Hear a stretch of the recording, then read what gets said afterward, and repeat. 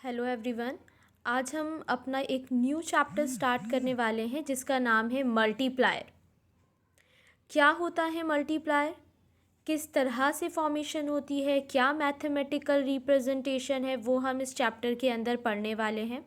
It is one of the most important topic of macro economics. इसमें सबसे पहले हम ये देखते हैं कि एग्रीगेट एक्सपेंडिचर और जीडीपी एक दूसरे से कैसे रिलेट करते हैं। एग्रीगेट एक्सपेंडिचर होता है यानी कुल व्यय।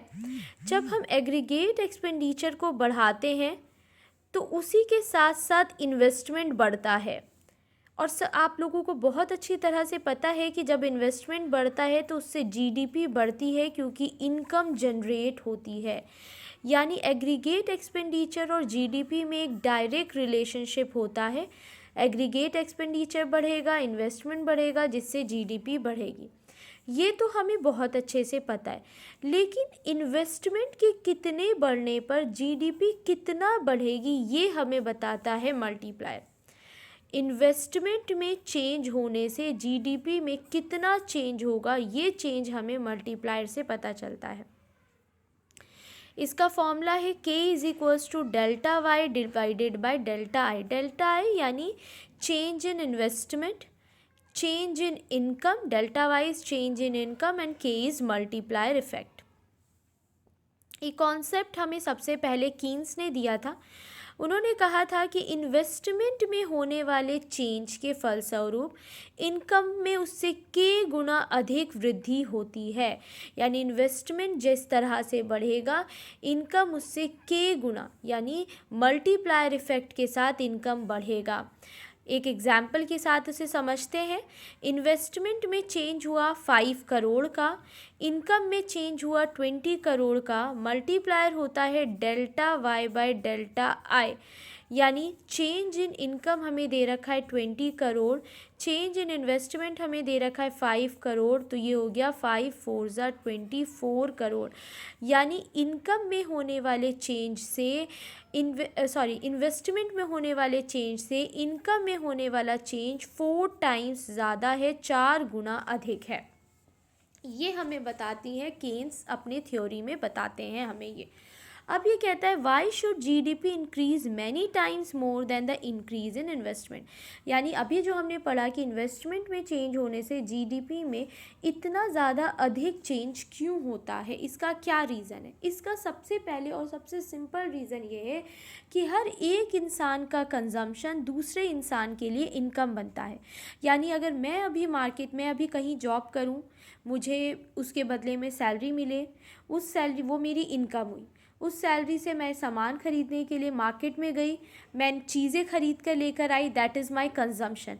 जब मैंने मार्केट में जाकर वो चीज़ें ख़रीदी तो मेरे लिए तो वो कंजम्पशन था, लेकिन मैंने जिससे वो चीज़ें ख़रीदी उस शॉपकीपर के लिए वो क्या था, वो उनकी इनकम थी। यानी मेरी कंजम्पशन उनकी इनकम बनी। फिर वो शॉपकीपर किसी के पास गए, वो सामान ख़रीदने के लिए गए, तब वो उनकी कंजम्पशन और किसी और की इनकम बनी। इसी तरीके से इनकम जनरेट होती जाती है और कंजम्पशन जितना ज़्यादा होगा इनकम उतनी ज़्यादा होगी। जो मल्टीप्लायर है वो दो चीज़ों से इफ़ेक्ट होता है, एक एमपीसी और एक MPS. MPC plus MPS is equals to 1 के बराबर होते हैं। पहले मैं आपको बता दूं एमपीसी क्या है और एमपीएस क्या है। एमपीसी का मतलब होता है मार्जिनल प्रोपेंसिटी टू कंज्यूम। इसे हम रिप्रेजेंट करते हैं delta C by delta Y से, जो हमें बताता है कि हम इनकम में होने वाले चेंज से कंजम्पशन में कितना चेंज कर रहे हैं। ठीक है। एमपीएस होता है मार्जिनल प्रोपेंसिटी टू सेव, जो हमें बताता है कि सेविंग और इनकम के चेंज को दिखाता है कि इनकम में होने वाले चेंज से हम सेविंग में कितना ज़्यादा चेंज कर रहे हैं। थोड़ा बहुत मैं इसके बारे में आपको बता देती हूँ कि जो हमारा जो एमपीसी होता है मार्जिनल प्रोपेंसिटी टू कंज्यूम, ये कभी भी ज़ीरो नहीं हो सकता। क्यों नहीं हो सकता ज़ीरो, इसका क्या रीज़न है। क्योंकि at zero level of income भी हम कुछ ना कुछ कंजम्पशन करेंगे। जब हमारी इनकम कुछ नहीं होती तब भी हम कुछ ना कुछ कंजम्पशन कर रहे होते हैं। यही रीज़न है कि एमपीसी कभी भी ज़ीरो नहीं हो सकता। हाँ, लेकिन एमपीसी घटने ज़रूर लग जाता है। जब हमारी इनकम बढ़ने लग जाती है तो हम अपनी कंजम्पशन को बढ़ाते हैं, लेकिन एक घटती हुई दर से बढ़ाते हैं। यही रीज़न है कि हमारा एमपीसी जो है, जो डेल्टा सी है, वो घट सकता है लेकिन कभी भी ज़ीरो नहीं होगा। अगर मैं एमपीसी की बात करूं, मार्जिनल प्रोपेंसिटी टू सेविंग की बात, तो जैसे जैसे हमारी इनकम बढ़ती जाती है हमारी सेविंग भी बढ़ती जाती है, क्योंकि हमें पता है कि हमारी income is equals to consumption plus saving से मिलकर बनती है। ठीक है, इनकम का एक पार्ट हम कंजम्पशन पर खर्च करते हैं और दूसरा पार्ट हम सेव करते हैं, जिसे हम बचा कर रख लेते हैं। अब हम अपने उस टॉपिक पर, सब टॉपिक पर आते हैं जो हम पढ़ रहे थे कि why should GDP increase many times more than the increase in investment. हमने पढ़ा कि कंजम्पशन, एक की कंजम्पशन किसी और की इनकम होती है, और एमपीसी और एमपीएस को हम मान लेते हैं। इस चीज़ को समझाने के लिए हम यहाँ पर लेट कर रहे हैं, मान रहे हैं कि एमपीसी और एमपीएस दोनों ही 0.5 है। अब एक्स नाम का एक व्यक्ति है, उसके पास 100 रुपीज़ थी, वो मार्केट में गया, उसने 100 रुपीज़ खर्च कर दिए। यहाँ पर ये इसका क्या था, कंजम्पशन। ये कंजम्पशन वाई की बना इनकम। वाई के लिए एमपीसी कितना है, 0.5, यानी marginal propensity to consume. Consumption भी इसकी 0.5 है और सेविंग भी इसकी 0.5 है। तो 100 का 0.5 यानी कि हाफ, यानी 50 रुपीज़ तो वाई क्या करता है, सेव कर लेता है, और 50 रुपीज़ ही कंजम्पशन कर जाता है। जब वो कंजम्पशन करता है तब ये जेड की इनकम बनता है। अब जेड इस 50 रुपीज़ का हाफ, क्योंकि जेड के लिए भी हाफ क्या है, MPC, marginal propensity to consume, और हाफ ही वो सेव करता है, यानी 50 का वो आधा, 25 रुपये सेव करेगा और 25 रुपये कंजम्पशन करेगा। ये भी कहीं जाके कंजम्पशन करेगा। ये प्रोसीजर तब तक चलता रहता है जब तक कि जो हमारी इनकम है, जो इनिशियल इनकम है, वो ज़ीरो नहीं हो जाती है। तो अगर हम इसे ऐड करें 50 प्लस 100 प्लस 50 प्लस 25, 175, तो यही होगा। आगे भी मानिए, आगे भी जाता है, तो अब मान लीजिए जस्ट लेट कि 200 तक जाता है। तो इनकम में होने वाली, इन्वेस्टमेंट में होने वाले चेंज से इनकम में होने वाला चेंज 2 गुना अधिक हो गया। कैसे, हमारे इन्वेस्टमेंट में कितना चेंज हुआ था, 100 रुपीज़ का हमने इनिशियल इन्वेस्टमेंट करा था, यानी शुरुआत हमने कितने से करी थी, हमारी जो शुरुआत थी वो 100 रुपीज़ से थी, लेकिन ये इनकम कितने में चेंज हो गई, 200 रुपीज़ में चेंज हो गई। जो शुरुआत हमने करी थी 100 रुपीज़ से, वो अब कितने में बदल चुका है, 200 रुपीज़ में बदल चुका है। तो यही है हमारा मल्टीप्लायर इफ़ेक्ट कि इन्वेस्टमेंट में होने वाले चेंज से इनकम में होने वाला चेंज के गुना अधिक होता है। यही बात कीन्स ने हमें बताने की कोशिश करी। अब हमें ये तो पता चल गया कि मार्जिनल प्रोपेंसिटी टू कंज्यूम क्या होता है या मार्जिनल प्रोपेंसिटी टू सेव क्या होता है।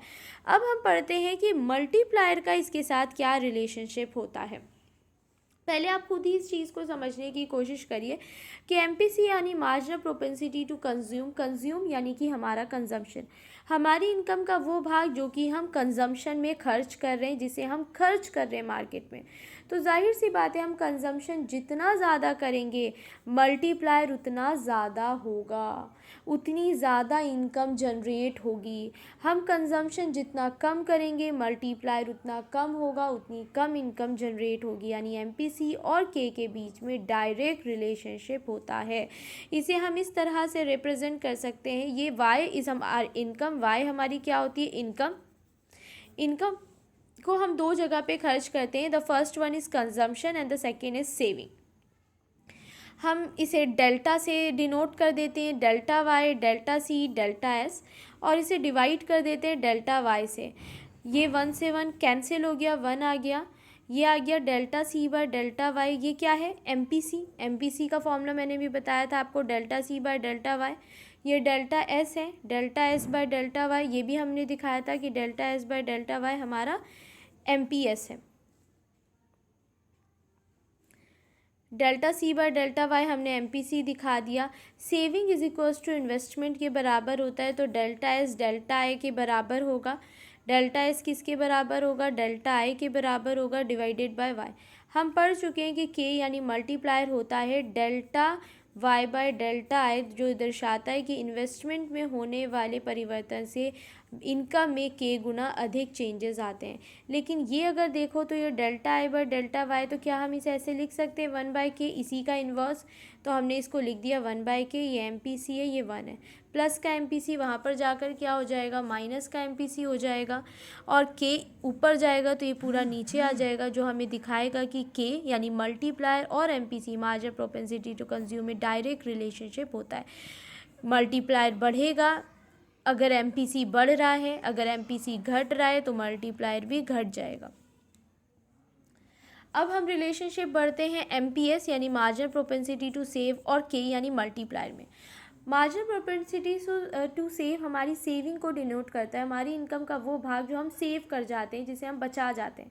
हम सेविंग जितना ज़्यादा करेंगे इनकम उतनी कम जनरेट होगी, मल्टीप्लायर उतना कम होगा। हम सेविंग जितनी कम करेंगे इनकम उतनी ज़्यादा जनरेट होगी, मल्टीप्लायर उतना ज़्यादा होगा। यानी MPS marginal propensity to save और मल्टीप्लायर के बीच में इन्वर्स रिलेशनशिप देखने को मिलता है।